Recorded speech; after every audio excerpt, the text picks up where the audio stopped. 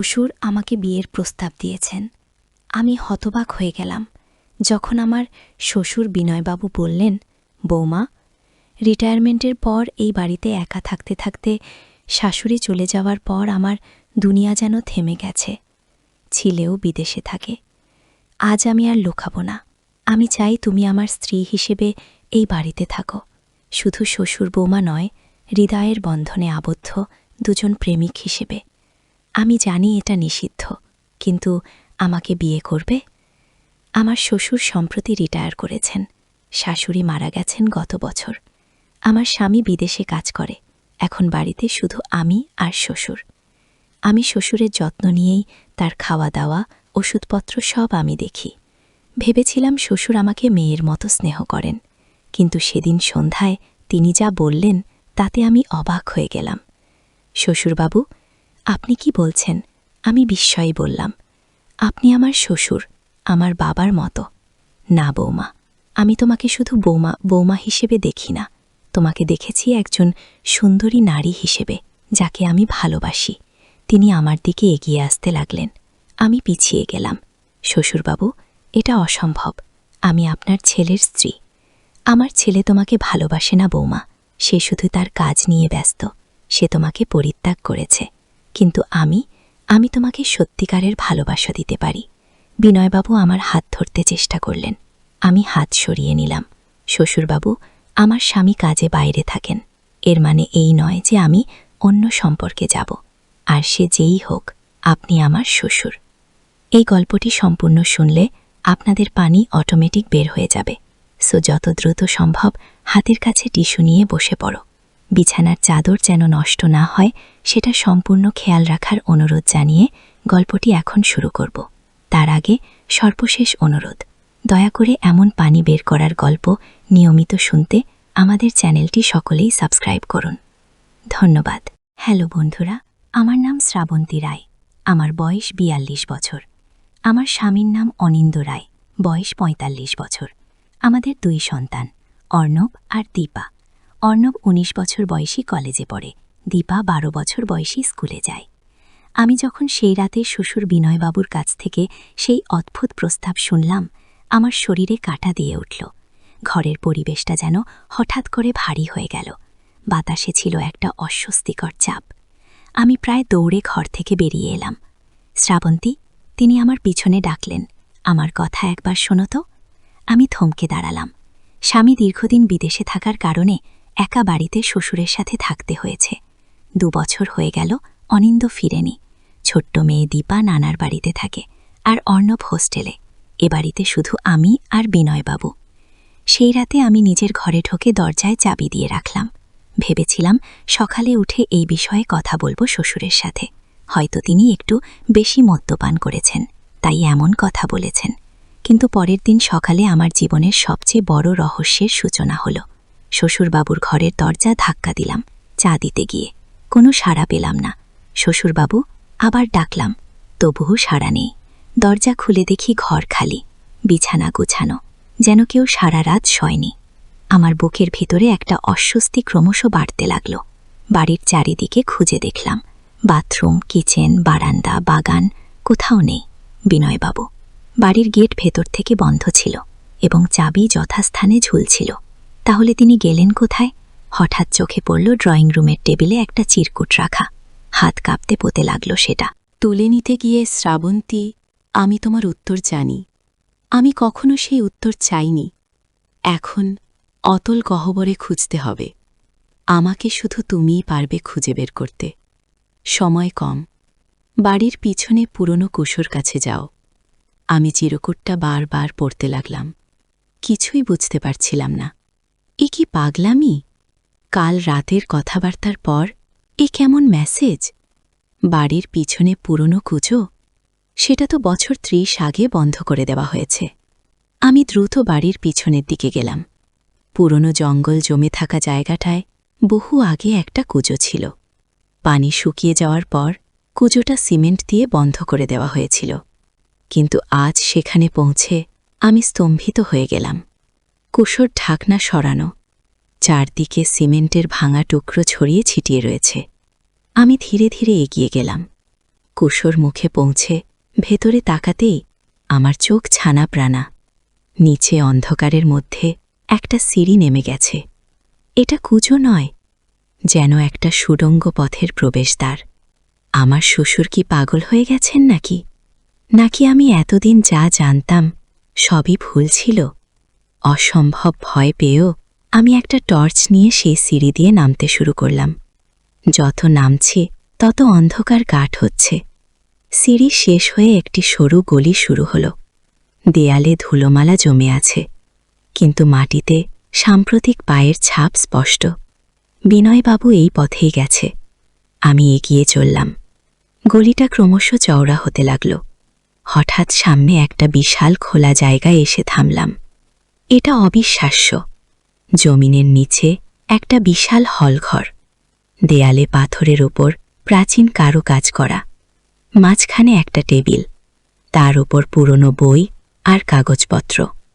টেবিলের কাছে গিয়ে দেখি সেখানে একটা খাতা খোলা অবস্থায় রাখা, আর পাশে একটা ছবিটা তুলে নিতেই আমার বুক ধড়াস করে উঠল। এই ছবিতে শ্বশুর বিনয়বাবু আর শাশুড়ি মা, আর সাথে আরও ৩ জন, একজন তরুণী মহিলা আর ২টি ছোট বাচ্চা। ছবির পিছনে লেখা আমাদের প্রথম পরিবার, ১৯৮৯ কি, কিন্তু অনিন্দ্রের জন্ম তো ১৯৮০ সালে। তাহলে এই ছবিতে থাকা ছোট বাচ্চাটি কে? আর এই মহিলা যাকে আমি চিনি না, সে কে? খাতাটা তুলে নিয়ে পড়তে শুরু করলাম। প্রথম পাতায় লেখা, প্রিয় ডায়েরি, আজ আমরা চরম সিদ্ধান্ত নিয়েছি। আমাদের সন্তানের নিরাপত্তার জন্য আমাদের অস্তিত্ব মুছে ফেলতে হবে। আমরা নিরুদ্দেশ হয়ে যাব। নতুন পরিচয়, নতুন জীবন, নতুন শুরু। কিন্তু একদিন সত্য প্রকাশ পাবেই। আমার বিন, আমি আর আমাদের 2 সন্তান, অমিত ও অনুপমা, আমরা আসল পরিচয় গোপন করে রাখব, যতদিন না তারা আমাদের ছেড়ে দেয়া গো। আমি থরথর করে কাঁপতে লাগলাম। এই অমিতই কি অনিন্দ্র? তাহলে বিনয়বাবু আসলে কে? আমি যাকে চিনি সে কি আসলে সেই?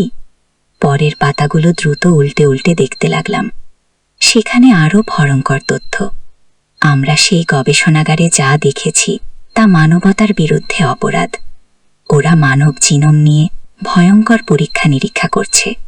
অমিতকে বাঁচাতে আমরা পালিয়ে এসেছি, কিন্তু ওরা আমাদের খুঁজে বের করবেই। কি অমিতের দেহের মধ্যে সেই বিশেষ জিন আছে যা মানুষের মধ্যে অসাধারণ ক্ষমতা জাগিয়ে তুলতে পারে।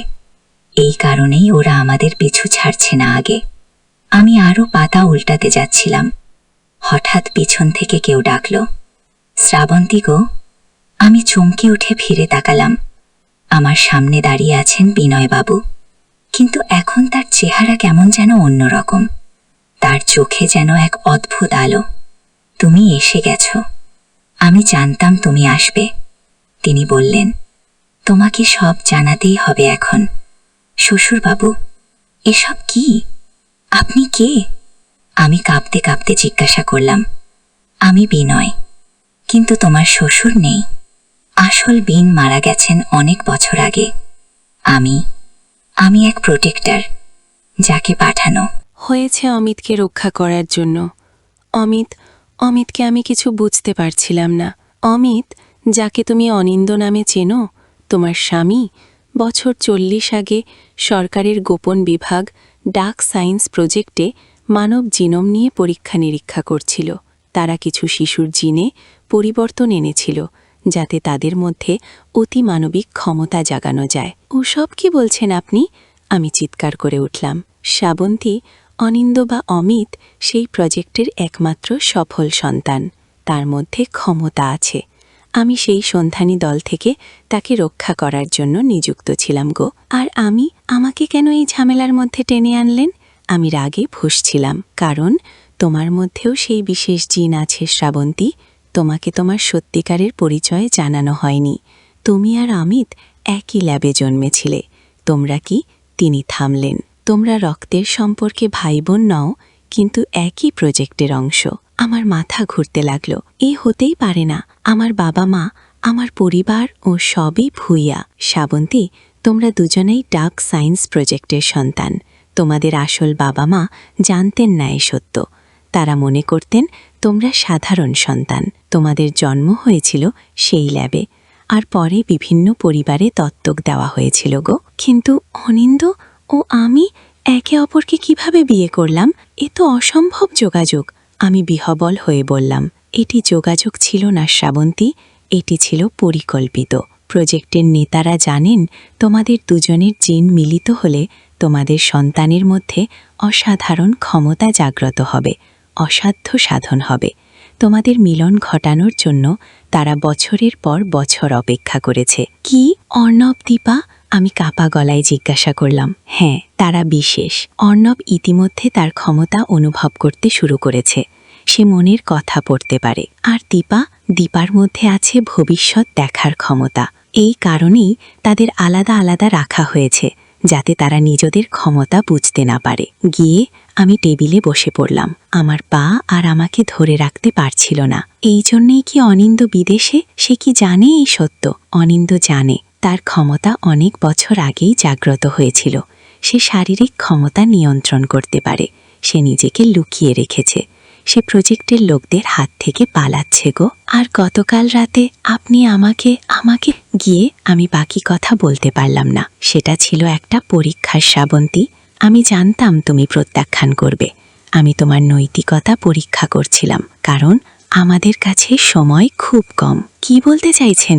আমি জিজ্ঞাসা করলাম। তারা আসছে। প্রজেক্টের লোকেরা জেনে গেছে তোমাদের সন্তানদের সম্পর্কে। তারা তাদের নিয়ে যেতে চায়। আপু, আমি ধরন দিয়ে উঠে দাঁড়ালাম। না, আমি আমার সন্তানদের নিতে দেব না। তাই তো আমি তোমাকে সত্য জানাতে চেয়েছিলাম। আমাদের এখনই বেরিয়ে পড়তে হবে। অর্ণব আর দীপাকে নিয়ে আমাদের লুকাতে হবে গো। কিন্তু কোথায় যাব আমরা?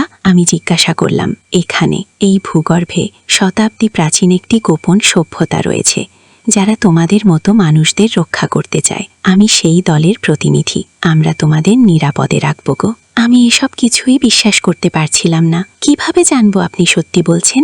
আপনি যদি ওদেরই লোক হন। তোমার অন্তর কান দিয়ে বোঝার চেষ্টা করো শ্রাবন্তী। তোমার মধ্যে সেই ক্ষমতা আছে সত্য মিথ্যা চেনার। আমি তার দিকে তাকালাম। তার চোখে এক অদ্ভুত আলো। হ্যাঁ, কিছু একটা আছে যা আমাকে বলছে তিনি সত্যি বলছেন। আমি সারা জীবন এই অনুভূতি নিয়ে বেড়েছি। কে সত্যি বলছে, কে মিথ্যা বলছে তা বুঝতে পারার। আমি আপনাকে বিশ্বাস করি, আমি বললাম। কিন্তু আমাদের তাড়াতাড়ি করতে হবে অর্ণব, আর দীপাকে নিয়ে আসতে হবে গো। ভালো কথা, কিন্তু আরেকটি বিষয় জানা দরকার তোমার। তোমার মধ্যে যে ক্ষমতা আছে সেটা তুমি এখনও পুরোপুরি জানো না। তুমি প্রকৃতির শক্তি নিয়ন্ত্রণ করতে পারো। শ্রাবন্তী, জল, বায়ু, অগ্নি, এগুলো তোমার ইচ্ছায় বাধ্য হবে। শুধু তোমাকে তোমার ক্ষমতা জাগাতে হবে গো। আমি বিস্মিত হয়ে তাকালাম। এটা কি সম্ভব? আমি কখনো এমন কিছু করতে পারিনি। যখন তোমার সন্তানরা বিপদে পড়বে তখন তুমি পারবে। চলো, আমাদের দেরি করা ঠিক হবে না। আমরা সেই ভূগর্ভস্থ হোলঘর থেকে বেরিয়ে আরেকটি গলি ধরে এগিয়ে চললাম। এটা আগের গলির চেয়ে আরও প্রশস্ত আর আলোকিত। দেয়ালে অদ্ভুত সব চিহ্ন আর প্রতীক আঁকা। আমি অবাক হয়ে দেখলাম, গলিটা শেষে একটা বিশাল দরজায় গিয়ে থামল। দরজাটা পাথরের এবং তার গায়ে প্রাচীন কারুকাজ করা।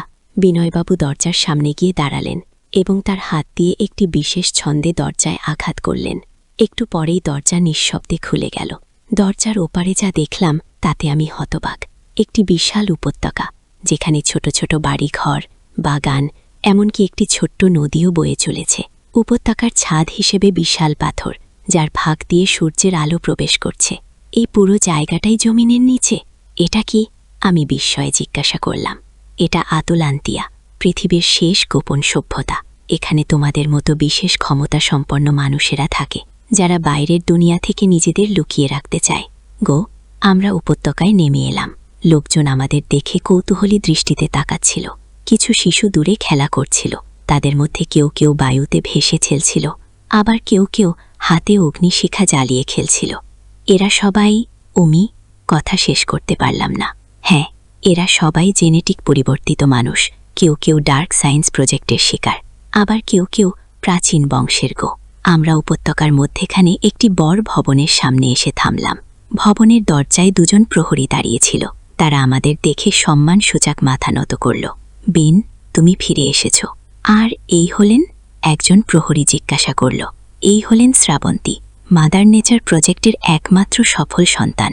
গো, প্রহরীরা যেন আরও বেশি সম্মানের সাথে আমার দিকে তাকালো। মাদার নেচার, আমি কোন প্রজেক্টের অংশ? আমি জিজ্ঞাসা করলাম। ভিতরে চলো, সব জানাবো। বিনয়বাবু বললেন। আমরা ভবনের ভিতরে প্রবেশ করলাম। ভিতরে একটি বিশাল হোল রুম, যেখানে বেশ কিছু লোক বসে আছে। তারা সবাই আমাদের দিকে তাকালো। একজন বয়স্ক মহিলা উঠে এসে আমার সামনে দাঁড়ালেন। শ্রাবন্তী, অবশেষে তুমি এসেছ। আমরা বহু বছর ধরে তোমার অপেক্ষা করছি। আপনি কে, আর কেন আমার অপেক্ষা করছেন? আমি জিজ্ঞাসা করলাম। আমি নীনা, এই সভ্যতার প্রধান। আমরা তোমার অপেক্ষা করছি, কারণ তুমি একমাত্র যে আমাদের বাঁচাতে পারবে। আমি কিভাবে? শ্রাবন্তী, ডার্ক সায়েন্স প্রজেক্ট আসলে দুটি ভাগে বিভক্ত ছিল। একটি হলো গড প্রজেক্ট, যেখানে অমিত বা তোমার স্বামী অনিন্দ ছিলেন প্রধান সন্তান। আর একটি হলো মাদার নেচার প্রজেক্ট, যেখানে তুমি ছিলে একমাত্র সফল সন্তান। গো, নীনা, বিনবাবু বললেন। আমি তাকে সব বলেছি, প্রজেক্ট তাদের সন্তানদের ক্ষমতা আর ওদের আসার কথা। আমাদের এখন অর্ণব আর পাকে নিয়ে আসতে হবে। গো, নীনা গম্ভীর হয়ে গেলেন। দেরি হয়ে গেছে বিনা, ওরা ইতিমধ্যে অর্ণবকে ধরে নিয়ে গেছে। কি? আমি চিৎকার করে উঠলাম। আমার ছেলেকে কে নিয়ে গেছে? ডার্ক সায়েন্স প্রজেক্টের লোকেরা। ওরা হোস্টেল থেকে তাকে তুলে নিয়ে গেছে আজ সকালে। গো, আমার পা কাঁপতে লাগলো, মাথা ঘুরতে লাগলো। না, আমার ছেলে। আমি প্রায়